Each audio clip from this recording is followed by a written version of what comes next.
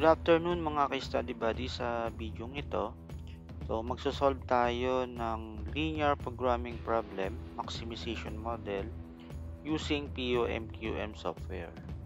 Sa previous topic natin, nag-solve tayo ng maximization model, graphical method, manual computation tayo. So this time, gagamit tayo ng application.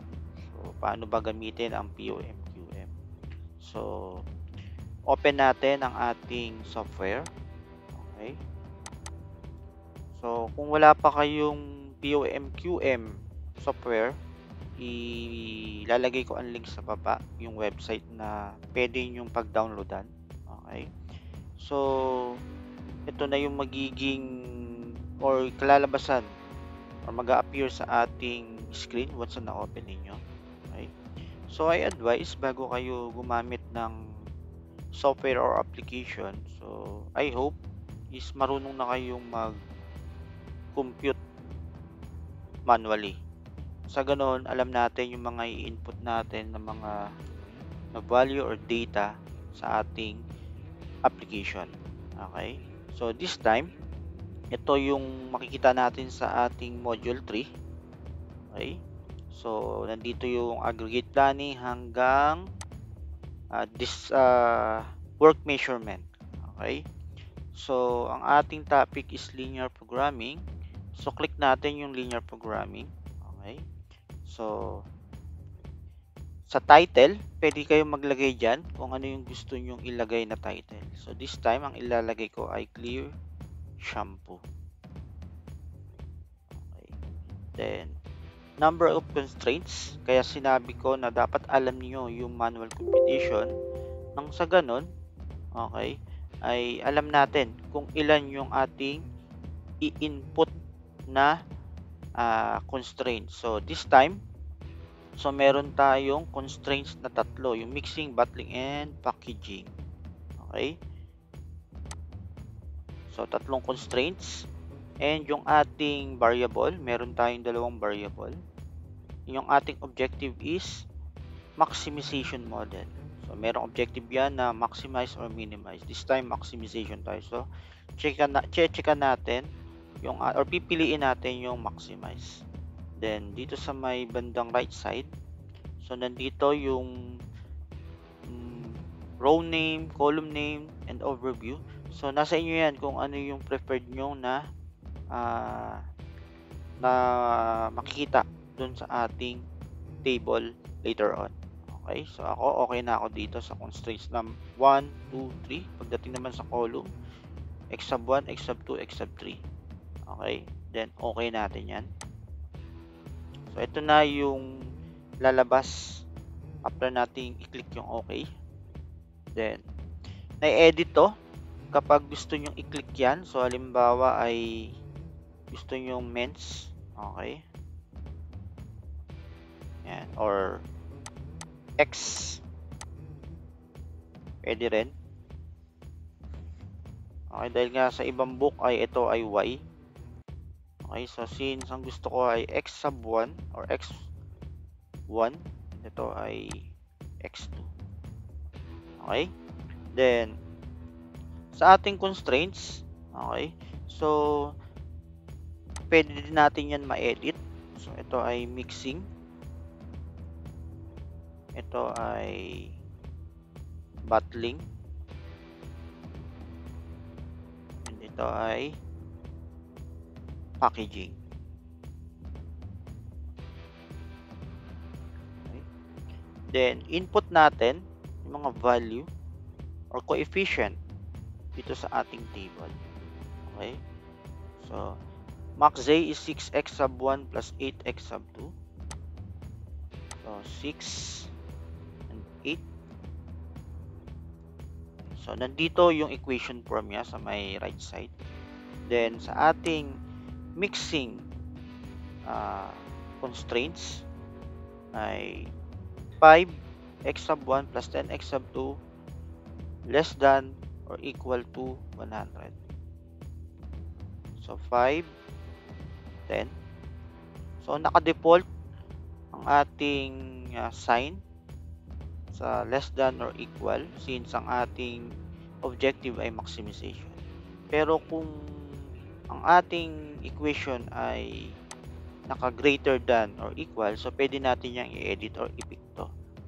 Okay, yung pull down arrow niya. Okay?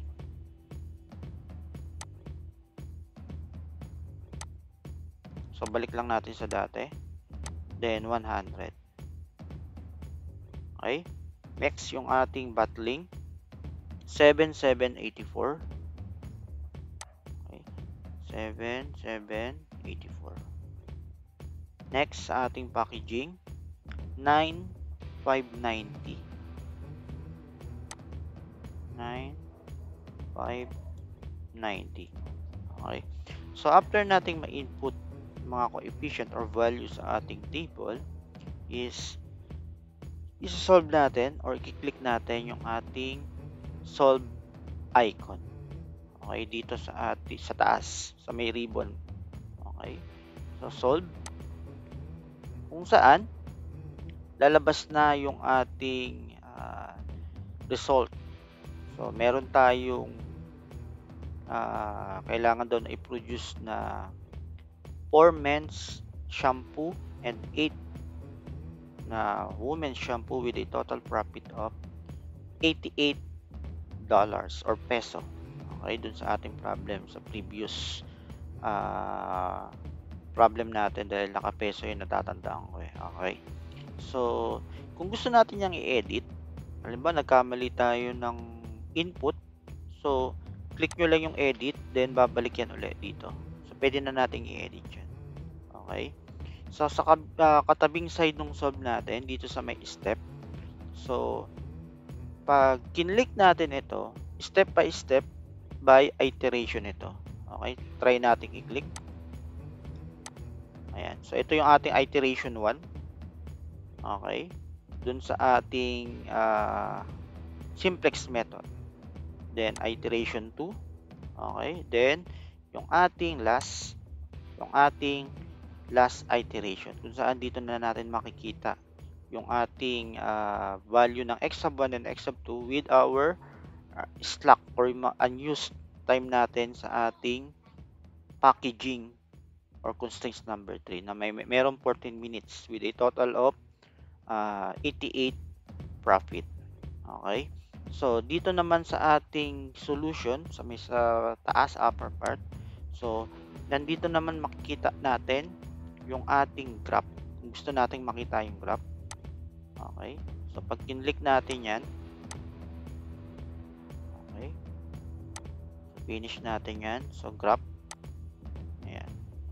So,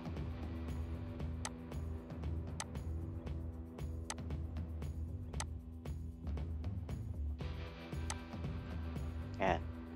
So, nandito yung ating graph. So, may bilog kung saan nandito yung 4, 8 natin. So, dito natin makikita yung mga corner points. So, yung 0, 0. Yung 0, 10. Or yung point B. Ito. Yung 10, 0. And yung ating 4, 8 natin. Ito. Okay. And yung ating 7.5, 4.5. Ito siya. Itong part na to. Okay.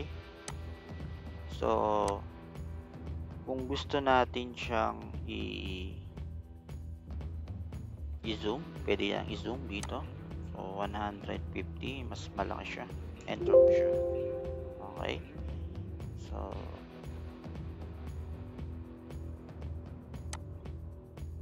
for our simplex method, ito makikita kung ilang iteration. Okay, same dito kanina sa step natin, no? Yung dito sa may katabi ng solve natin or edit, kung makiklik natin 'yan, so step by step pinapakita niya. So dito, pinakita niya na lahat from iteration 1 to iteration 3. Okay? Okay? So, that's all. So, I hope nakatulong ang video ito. How to solve using POM-QM software ang ating maximization model. That's all. Thank you.